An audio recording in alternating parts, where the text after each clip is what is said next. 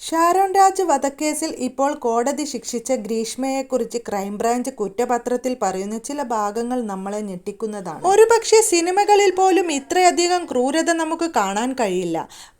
പ്രണയത്തിൽ നിന്ന് കാമം ലൈംഗികതയിലേക്ക് കടക്കുന്ന നിമിഷങ്ങൾ, പിന്നീട് സെക്സിന്റെ തീവ്രത.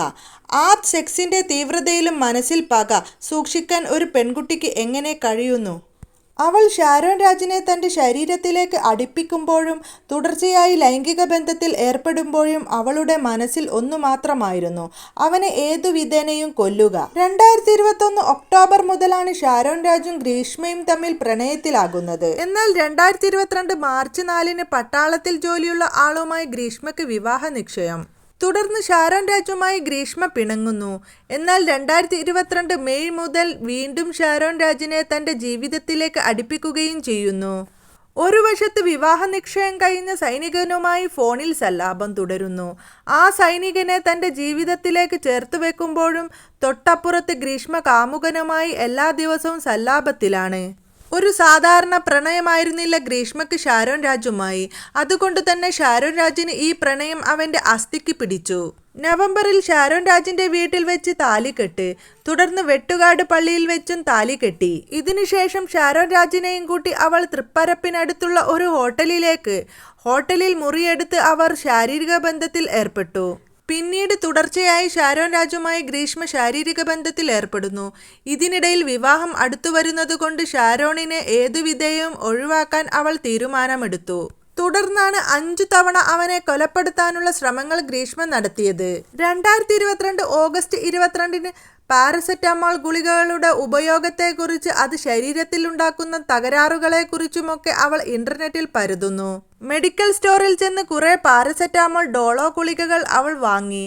പിന്നീട് വീട്ടിലെത്തി അത് ഇടിച്ചു പൊടിച്ച് വെള്ളത്തിൽ അലിയിപ്പിച്ചു. തിരുവിതാംകോട് നിന്ന് 2 ജ്യൂസുകൾ വാങ്ങി. പിന്നീട് അവൾ ഷാരോൺ രാജിന്റെ കോളേജിലെത്തി. റിസപ്ഷൻ ഏരിയയിലെ ശുചിമുറിയിൽ വെച്ച് ഗുളികകൾ ചേർത്ത ലായനി ഈ ജ്യൂസി കുപ്പിയിൽ നിറക്കുന്നു. ഷാരോണിന് അവൾ ജ്യൂസ് കൊടുത്തു. പക്ഷെ ജ്യൂസ് കുടിച്ച ഷാരോണിന് അത് കയ്പ് ആയതുകൊണ്ട് ബാക്കി വേണ്ട എന്ന് അവളോട് പറഞ്ഞു. ആയിലായ ജ്യൂസ് അവൻ തുപ്പിക്കളഞ്ഞു. പിന്നീട് അവളുടെ കയ്യിലിരുന്ന ഗുളിക കലർത്താത്ത ജ്യൂസ് ഇരുവരും കുടിക്കുന്നു. നവംബറിൽ ഷാരോണിനൊപ്പം ഇറങ്ങിച്ചെല്ലാമെന്ന ഗ്രീഷ്മയുടെ ഉറപ്പ്. എല്ലാ ദിവസവും രാത്രി ഇരുവരും തമ്മിൽ മൊബൈൽ ഫോൺ സംഭാഷണങ്ങൾ. ഈ മൊബൈൽ സംഭാഷണങ്ങളിൽ മുഴുവൻ ലൈംഗിക കാര്യങ്ങൾ. കൃത്യമായി ഷാരോണിനെ വളരെ തന്നിലേക്ക് അടുപ്പിച്ച് നിർത്തുകയായിരുന്നു ഗ്രീഷ്മയുടെ ലക്ഷ്യം.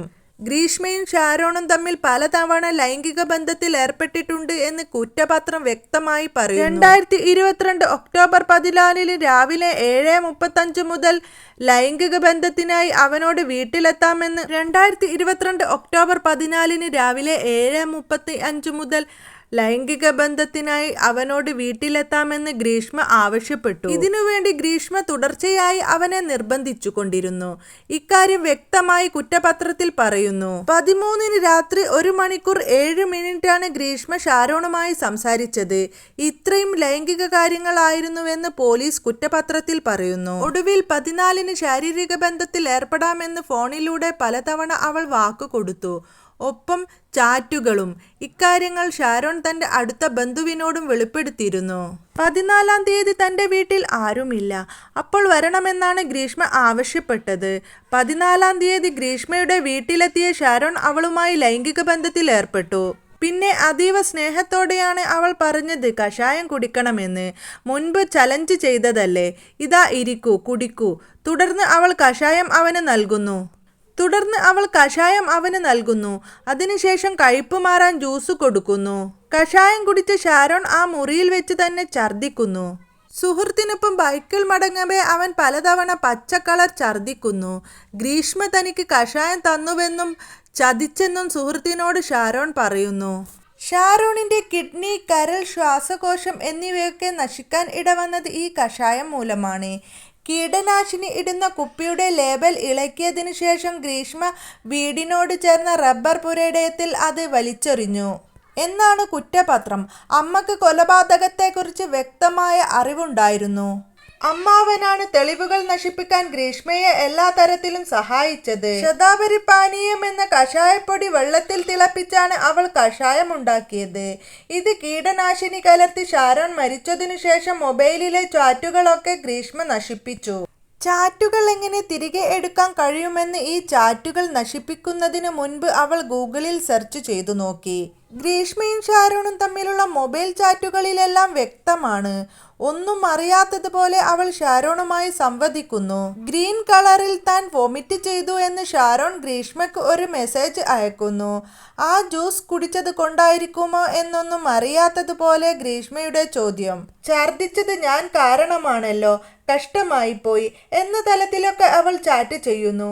മെഡിക്കൽ സ്റ്റോറിൽ നിന്ന് വൊമിറ്റിംഗ് നിർത്താനുള്ള ടാബ്ലറ്റ് വാങ്ങാൻ അവൾ ചാറ്റിലൂടെ ഉപദേശിക്കുന്നു. ഒടുവിൽ സോറി ഇച്ചായ എന്നൊരു ചാറ്റും. ഞാൻ കൊടുത്ത ജ്യൂസ് കുടിച്ച് അമ്മയെ കൊണ്ടുവിട്ട ഓട്ടോ ചേട്ടന് വൊമിറ്റ് ചെയ്തു എന്ന് ഗ്രീഷ്മ പറയുന്നു. എനിക്ക് ചാറ്റ് ചെയ്യാൻ പറ്റൂല വാവേ എന്ന് ഷാരോണിന്റെ ദുർബലമായ വരികൾ ഒന്നും അറിയാത്തതുപോലെ ശരി ഇച്ചായ എന്നൊക്കെ ഗ്രീഷ്മയുടെ ചാറ്റ്. വിഷമുള്ളിൽ ചെന്നാണ് ഷാരോൺ മരിച്ചത് എന്ന് പറയുമ്പോഴും ശാസ്ത്രീയ പരിശോധനയിൽ വിഷം അവന്റെ ശരീരത്തിൽ കണ്ടെത്താൻ കഴിഞ്ഞില്ല. വിഷം കഴിച്ച് ദിവസങ്ങൾ കഴിഞ്ഞതായിരുന്നു അതിന്റെ ഒരു കാരണം. ഡയാലിസിസ് നടത്തിയതും വിഷാംശം ശരീരത്തിൽ നിന്ന് പോകാൻ കാരണമായി. അവസാന നിമിഷം വരെ ഷാരോൺ ഗ്രീഷ്മ തന്ന കഷായത്തെക്കുറിച്ച് വെളിപ്പെടുത്തിയിരുന്നില്ല. ഇനി മുന്നോട്ട് കാര്യങ്ങൾ നീങ്ങില്ലെന്ന ഘട്ടത്തിലെത്തിയപ്പോഴാണ് ഷാരോൺ പോലും ഗ്രീഷ്മ തന്ന കഷായം കുടിച്ച വിവരം ആശുപത്രിക്കാരോട് പറയുന്നത്. ഇതിനിടയിൽ തന്നെ ഷാരോണിന്റെ ആന്തരിക അവയവങ്ങൾ ഒക്കെ പൊള്ളലേറ്റ് തകരാറിലായിരുന്നു. വെള്ളം പോലും ഇറക്കാൻ കഴിയാത്ത സ്ഥിതി. ഇതോടെയാണ് താൻ കുടിച്ചത് വെറും കഷായമല്ല, അത് വിഷമായിരുന്നു എന്ന് അവൻ തിരിച്ചറിഞ്ഞത്. എന്നിട്ടും അവൻ അത് ഉൾക്കൊള്ളാനോ വിശ്വസിക്കാനോ തയ്യാറായില്ല. മരണമൊഴിയിൽ കഷായം കുടിച്ചു എന്നവൻ പറയുന്നു. എന്നാൽ ഗ്രീഷ്മ വിഷം തന്നു എന്ന തലത്തിൽ അവൻ മൊഴി പറയാത്തത് അതുകൊണ്ടാണ്. മരിക്കുന്നതുവരെ ഷാരോൺ ഗ്രീഷ്മയെ സംശയിച്ചു പോലുമില്ല. അത്രയധികം അവൾ പ്രണയം അഭിനയിച്ചു. അത്രയധികം കാമാസക്തമായാണ് അവൾ അവനെ ചേർത്തു പിടിച്ചത്. എന്നാൽ മരണ ദിവസം രാവിലെ ഷാരോൺ ICUവിൽ വെച്ച് അച്ഛനോട് താൻ ചതിക്കപ്പെട്ട വിവരം തുറന്നു പറഞ്ഞു. ഷാരോണിന്റെ സഹോദരൻ ആയുർവേദ ഡോക്ടറുമായ ഷിമോൺ എന്ത് കഷായമാണ് ഷാരോണിന് കൊടുത്തത് എന്ന് തുടർച്ചയായി ഗ്രീഷ്മയോട് ചോദിച്ചു. എന്നാൽ അപ്പോഴെല്ലാം തെറ്റായ മരുന്നിന്റെ കുപ്പിയുടെ ഫോട്ടോയും മറ്റും അയച്ചു കൊടുത്ത് ഗ്രീഷ്മ ഷിമോനെ തെറ്റിദ്ധരിപ്പിക്കാൻ ശ്രമിച്ചു. ഇതോടെ ഷിമോണിന് ഒരു കാര്യം ബോധ്യമായി. കഷായം കുടിച്ചാൽ ഒരിക്കലും മരണത്തിലെത്തില്ല എന്ന് ഷിമോൻ വ്യക്തമായി അറിയാം. അതുകൊണ്ട് തന്നെ സംഭവത്തിൽ ഒരുപാട് ദുരൂഹത അവന് തോന്നി. കൂടുതൽ ശാസ്ത്രീയ അന്വേഷണം നടത്താൻ പോലീസിനോട് ആവശ്യപ്പെട്ടത് ഇതിന്റെ അടിസ്ഥാനത്തിലാണ്. തുടർന്നാണ് ഗ്രീഷ്മയുടെ സംസാരവും മരുന്നുകളെക്കുറിച്ചുള്ള വാട്സപ്പ് ചാറ്റുകളുമൊക്കെ പോലീസ് വീണ്ടെടുത്തത്. സംഭവ ദിവസം ഷാരോണിനെ ഗ്രീഷ്മയുടെ വീട്ടിനടുത്ത് കൊണ്ടുചെന്ന് വിട്ട് റിജിന്റെയും മൊഴിയും ഏറെ നിർണായകമായി. പച്ച നിറത്തിൽ ഷാരോൺ ഛർദിക്കുന്നത് കണ്ടു എന്നാണ് റിജിൻ കൊടുത്ത മൊഴി. അവശനായ ഷാരോണിനെ വീട്ടിലേക്ക് കൊണ്ടുവിട്ടത് താനാണ് എന്നും മൊഴി കൊടുത്തു. നിർണായകമായിരുന്നു റിജിന്റെ മൊഴി. ഒപ്പം സാഹചര്യ തെളിവുകളും. ഗ്രീഷ്മ കൊടുത്തത് വെറും കഷായമല്ല, വിഷം കലർത്തിയ കഷായമാണ് എന്ന് പോലീസ് തുടക്കം മുതൽ സംശയിച്ചു. എന്നാൽ ലോക്കൽ പോലീസിനെ പോലും ഗ്രീഷ്മ സമർത്ഥമായി കബളിപ്പിച്ചു. ഒരേ സമയം ഷാരോണുമായും മറുവശത്ത് സൈനികനുമായും വലിയ ആത്മബന്ധം അവൾ പുലർത്തി. സൈനികനുമായി കന്യാകുമാരിയിലൊക്കെ അവൾ കറങ്ങി. അതിലപ്പുറം പലവട്ടം വീട്ടിൽ ആളില്ലാത്തപ്പോൾ സൈനികനെ വീട്ടിലേക്ക് അവൾ വിളിച്ചു വരുത്തി. അത്യന്തം ആസൂത്രിതമായി നടത്തിയ ഈ ക്രൂര കൊലപാതകം പോലീസിന്റെയും ഡോക്ടർമാരുടെയും അന്വേഷണ ഉദ്യോഗസ്ഥന്മാരുടെയും ഒക്കെ കൃത്യമായ അന്വേഷണ മികവ് തന്നെയാണ് പുറത്തു കൊണ്ടുവന്നത്. ഒരുപക്ഷെ വെറുമൊരു ഭക്ഷ്യവിഷബാധ എന്ന നിലയിൽ ഒതുങ്ങിപ്പോകേണ്ട ഒരു കേസാണ്. ആസൂത്രിതമായ ഒരു കൊലപാതകമാണ് എന്ന് അന്വേഷണ സംഘം കണ്ടെത്തിയത്. 22 വയസ്സ് മാത്രം പ്രായമുള്ള ഒരു പെൺകുട്ടിക്ക് 23കാരനായ ഒരു യുവാവിനെ ഇത്ര നിർദ്ദയം കൊല്ലപ്പെടുത്താൻ എങ്ങനെ കഴിയുന്നു? അതും അവനെ സ്നേഹം നടിച്ച്. സ്നേഹം നടിക്കുകയോ പ്രണയം നടിക്കുകയോ മാത്രമായിരുന്നില്ല അവൾ ചെയ്തത്. അവളിലേക്ക് അവനെ പലവട്ടം ആകർഷിപ്പിച്ചു നിർത്തി.